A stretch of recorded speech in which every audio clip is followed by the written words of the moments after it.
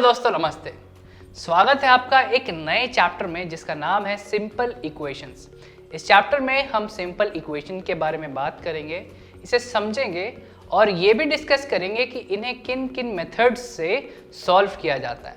तो चलिए शुरू करते हैं इस वीडियो को और सबसे पहले समझते हैं कि एक अलजेब्रिक एक्सप्रेशन क्या होता है। ये एक एक्सप्रेशन होता है जिसमें वेरिएबल्स, कॉन्स्टेंट्स और addition, subtraction, smaller than, greater than, इस तरह के मैथमेटिकल ऑपरेशंस होते हैं। For example 10x + 2 is less than 22, ये एक अलजेब्रिक एक्सप्रेशन है। अब आइए हम समझते हैं कि अलजेब्रिक इक्वेशन क्या होता है। एक इक्वेशन वेरिएबल पे लगा कंडीशन होता है जिसमें दो एक्सप्रेशंस जिनमें वेरिएबल्स होते हैं उन दोनों की वैल्यू इक्वल होनी चाहिए। फॉर एग्जांपल 10x - 8 = 28, ये एक अलजेब्रिक इक्वेशन है। अब हम समझेंगे कि एक इक्वेशन का सॉल्यूशन किसे कहा जाता है। आइए इसे डिस्कस करते हैं। एक इक्वेशन का सॉल्यूशन वेरिएबल का वो वैल्यू होता है जिस वैल्यू के लिए वो इक्वेशन सेटिस्फाइड होता है।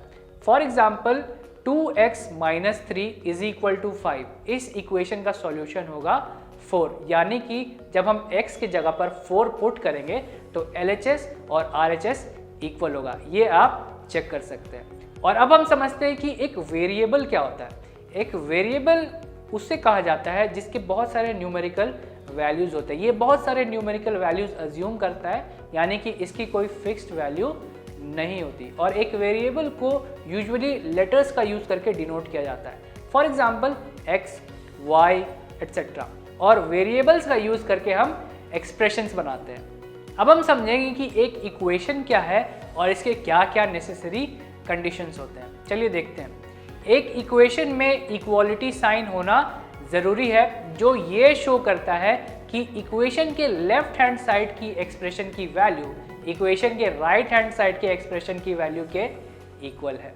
इसके बाद एक इक्वेशन में एटलीस्ट वन वेरिएबल होना ज़रूरी है, और जब एक इक्वेशन में एक वेरिएबल होता है तो उसे हम सिंपल इक्वेशन कहते हैं या linear equation with one variable कहते हैं। फॉर एग्जांपल 3x - 5 = 11, ये एक लीनियर इक्वेशन है with variable x, and 5 - 2y = 0, ये दूसरा लीनियर इक्वेशन है विथ वेरिएबल y।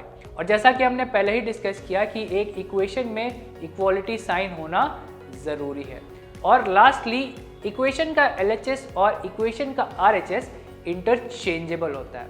आइए अब हम देखते हैं एक प्रॉब्लम जिसमें हमें एक इक्वेशन फॉर्म करना है, और इस इक्वेशन को फॉर्म करने के लिए हमारे पास क्या क्या इन्फॉर्मेशन है पहले वो मैं आपको बताता हूँ। हमारे पास है राजू के फादर की एज की न्यूमेरिकल वैल्यू जो है 44 ईयर्स ओल्ड, और उसके फादर के एज की जो डिस्क्रिप्शन है वो कुछ इस तरह से है। राजू के फादर की एज है 5 more than 3 times the age of Raju.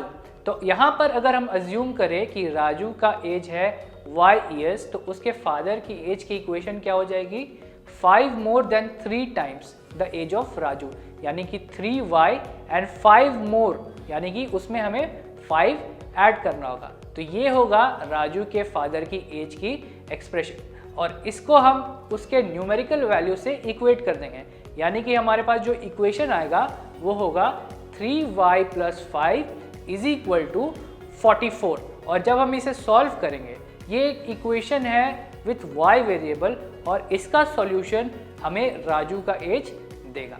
तो आज के वीडियो में इतना ही। मिलते हैं एक नए वीडियो में एक नए इंटरेस्टिंग टॉपिक के साथ। वीडियो में बने रहने के लिए थैंक यू सो मच।